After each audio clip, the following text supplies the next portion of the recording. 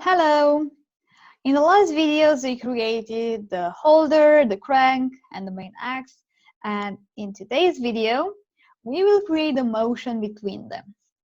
So, what do I need to do is to add a revolute joint between the crank and the holder, and a revolute joint between the main axe and the holder as well.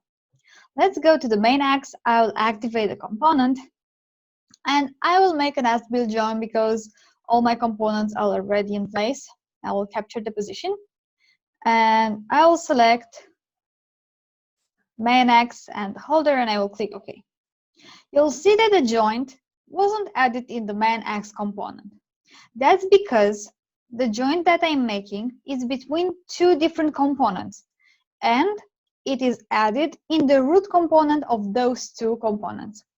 It doesn't matter. I will rename the joint main axe holder and we'll go to the crank. I will activate the crank. I will use as-built joint and again I'll do the joint between the holder, and as you can see my crank is moving. I will click OK and I will rename crank holder. Awesome. Well, what can I do now? What is my purpose?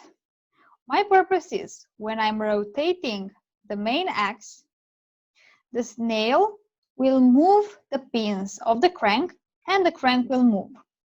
What can I do to do this? Well, I need a contact set, yes? I need Fusion to feel where the snail touches the teeth. So what I'm gonna do, I will go to Assembly, Enable Contact Set. I will create a new contact set between the crank and the snail. And I'll click OK.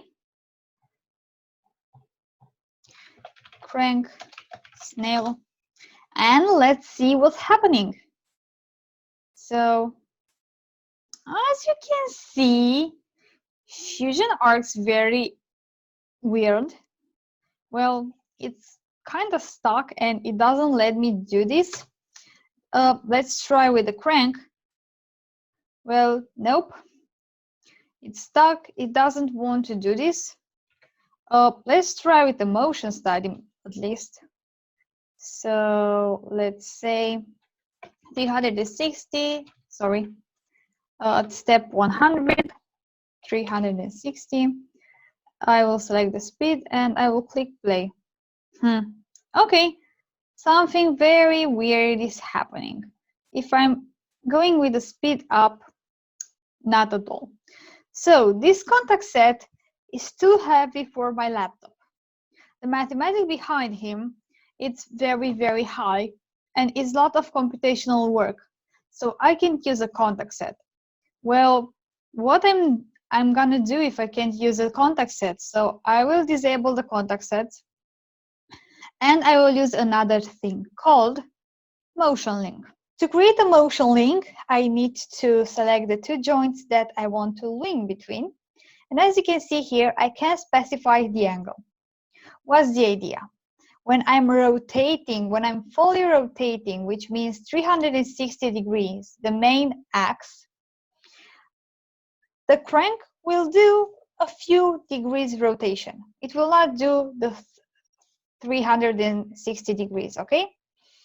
And I need to find out how many degrees will the crank move when the main axe is fully rotating. To find this out, I need to do a simple thing. So we have the main axe, 360, and the crank needs to do 1/5 rotation. So when the main axe makes a 360 rotation, the crank needs to do 1/5 rotation. And to find out what means this in angles, I need to divide 360 at the number of the teeth. And I will click OK. And as you can see, my mechanism starts to work perfect because I told Fusion that this is the link between those two joints, and each time this will do an entire rotation, the crank will do 1/5 rotation. Let's click OK. And let's test it again. So let's rotate this one. That's awesome. And let's do a motion study as well. I will power assembly motion study.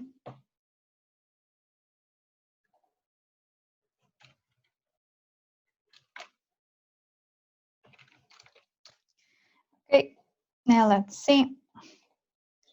It works even if I'm putting a high speed. It works perfectly because motion study is efficient, is more efficient than the contact set.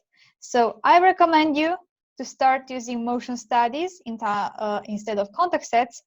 But if you can't create a motion study, use a contact set.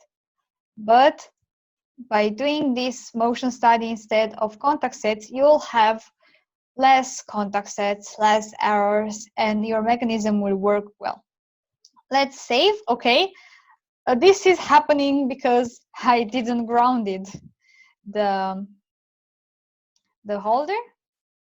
And let's rename this crank main X, and let's save it.